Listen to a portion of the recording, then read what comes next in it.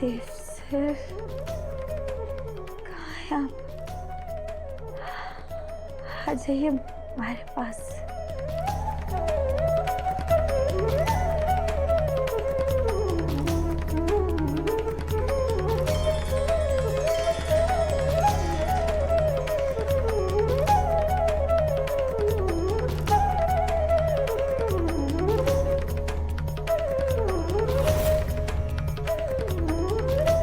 हे अम्मे माँ, आपने मेरी वस्तु मुझे वापस लौटा दी। ये एहसान मैं जिंदगी भर याद रखूंगा।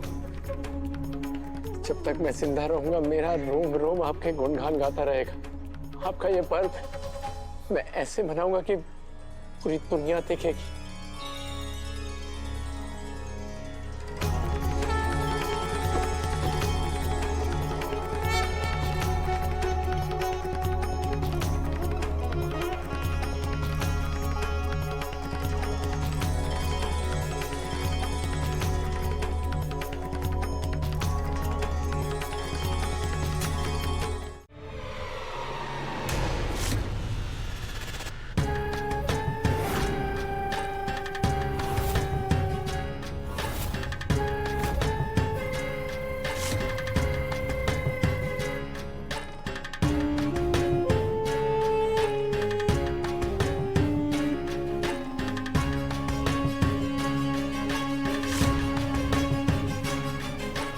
तुम्हारी हिम्मत कैसे हुई यहाँ आने की?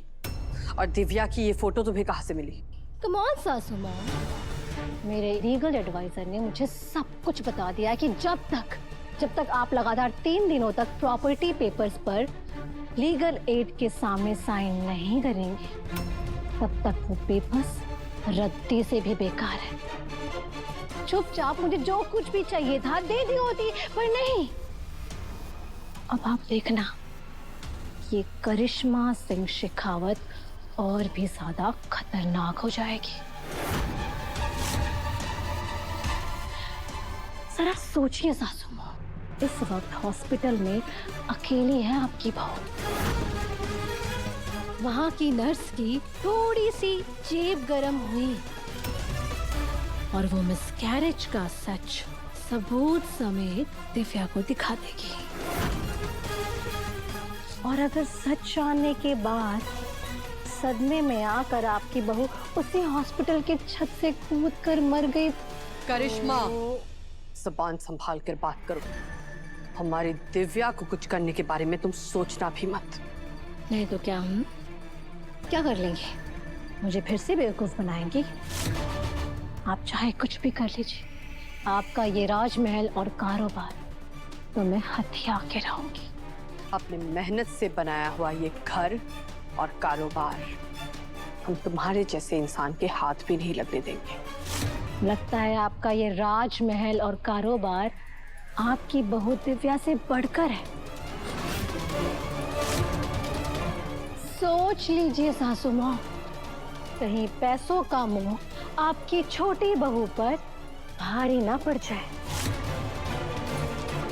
इसीलिए कह रही हूँ आपसे आखिरी बात कि इस नवरात्रि मुझे इस घर में रहने दीजिए और वो 3 साइन करके अपना सब कुछ मेरे नाम कर दीजिए। एंड आई प्रॉमिस कि इस घर की मेन गेट तक बाहर आपको विदा करने मैं खुद आऊंगी।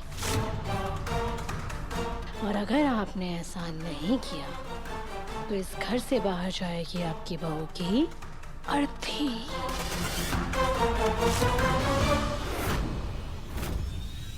ओके, ठीक है।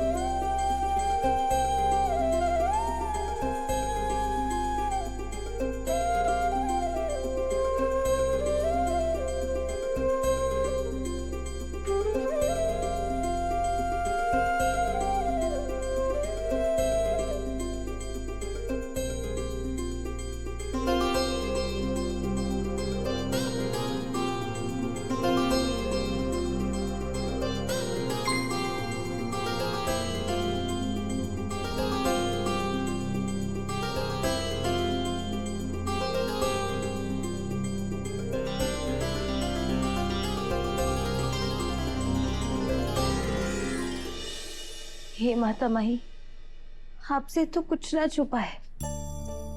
जितना प्यार मैं चौहान परिवार से करूं, उतना ही अपने बाबूसा ने भी करूं।